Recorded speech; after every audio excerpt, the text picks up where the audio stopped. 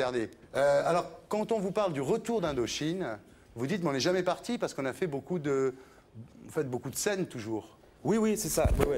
Pardon. Pendant toutes les années 90, vous avez tourné, en fait. En fait, quand oui, je disais, où est passé Indochine, en fait, vous étiez sur scène en France. Effectivement, les radios, les télés nous passaient beaucoup moins que dans les années 80. Mais ce qui était plus... en fait, ça nous a rendu vachement service.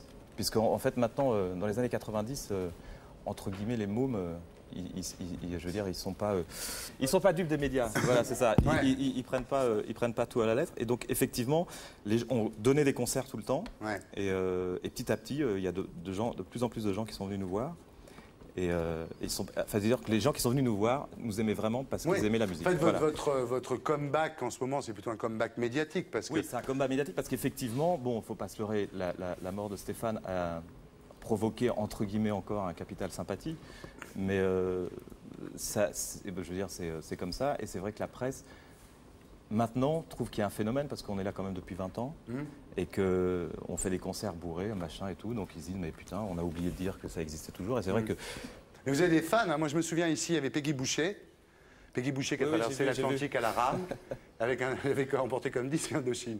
Alors, non, mais j'ai vu l'émission, ouais, parce qu'on me l'a envoyé. Ouais, j'ai dit, mais attendez, vous traversez l'Atlantique en écoutant Indochine, c'est pour aller plus vite. Et alors on a reçu des incroyables, un tas d'emails absolument incroyables de gens disant, mais vous n'avez pas honte de dire du mal d'Indochine à la télévision. Vous avez vraiment des fans, hein, vraiment des gens qui vous défendent, quoi. Mais je pense qu'ils peuvent être fiers parce qu'ils se battent. Ils se battent tout seuls, en fait. Respect et tout. Mais quand même, le groupe Indochine m'a causé beaucoup de tort dans mon adolescence, hein, vraiment. Ah bon. Parce que moi, c'était pas une musique sur laquelle je dansais.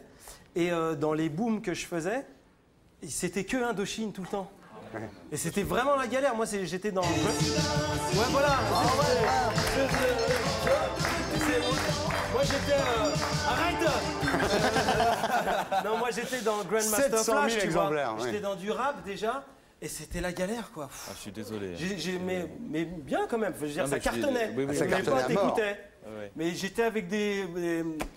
Et on se disait, putain, on va danser où alors mettez George Benson, je te la vois. Mais respect à toute ta carrière. Voilà, Merci. Donc, premier succès, c'est L'Aventurier, c'était 700 000 exemplaires, c'était énorme. Ensuite, vous avez eu du succès non seulement en France, mais dans tous les pays scandinaves. Après, L'Aventurier, ouais. Alors, vous avez eu un succès fou, et vous dites, alors ça, c'est pour ça que j'aimerais savoir, vous dites, je n'ai jamais couché avec une groupie. Ouais, j'ai dormi avec, mais jamais... C'est un de mes regrets. Alors, vous parlez justement d'un dîner en Suède avec Philippe Manœuvre, et vous dites qu'il avait la bave aux lèvres. Vous l'avez... Non, ils étaient tous les deux en Suède. Vous l'avez ramené à l'hôtel, et le lendemain, vous avez dormi avec les filles. Elles étaient trois. Vous n'avez pas touché. Non. Ça a été dur. Honnêtement, c'était dur. Mais effectivement, il y a 3 jeunes Suédoises qui sont venues manger à notre table après le concert. Effectivement, tout le monde avait des torticolis incroyables parce qu'elles étaient quand même genre Kate Mousse, 18, enfin bon, peut-être un peu plus jeunes. Mais c'est un principe. Donc je les ai raccompagnées chez elles. Effectivement, Philippe Manœuvre a été vert dégoûté. Putain, mais comment ça se fait? Et le lendemain, elles sont venues nous rejoindre dans un autre concert. Et je les ai logées dans ma chambre, mais je ne les ai pas... Et vous avez tenu bon. Je me suis accroché, mais j'ai tenu bon, ouais. C'est un homme de principe, hein, Nicolas Sirkis. Ouais. Bah, c'est-à-dire, de respect par rapport à ça. Parce qu'après, nous rentrons à Paris, elle restait en Suède. Il avait quand même 2000 Suédoises devant son hôtel, le mec. Et il dormait tout seul. Moi, j'y crois pas. Je te le jure.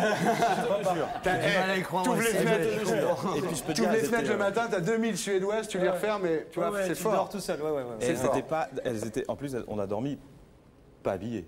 Enfin, je veux dire, à poil, côte à côte. Non, pas à poil, mais pas habillé. En slip. C'était encore plus dur. Oui, absolument. Comment ça va alors maintenant? Vous vous retrouvez tout seul? C'est vrai que je me retrouve tout seul. Mais Stéphane et moi, on s'était juré qu'on voulait passer le cap de l'an 2000. Parce que c'était plutôt rigolo, justement, d'être un groupe qui passait 2 siècles. Avec tout ce qu'on avait enduré, tout ce qu'on avait, entre guillemets, subi. Mais et donc, on réussit ça. Et même si, effectivement, il n'est plus là physiquement, il est là aussi. Donc, ça va. Je veux dire, là, on vient de faire une tournée... Ce qui est incroyable, c'est que justement, malgré le fait qu'on vous avez dit, on croyait disparu, etc., qu'on vient de faire un zénith bourré à craquer de gens entre 15 et 25 ans.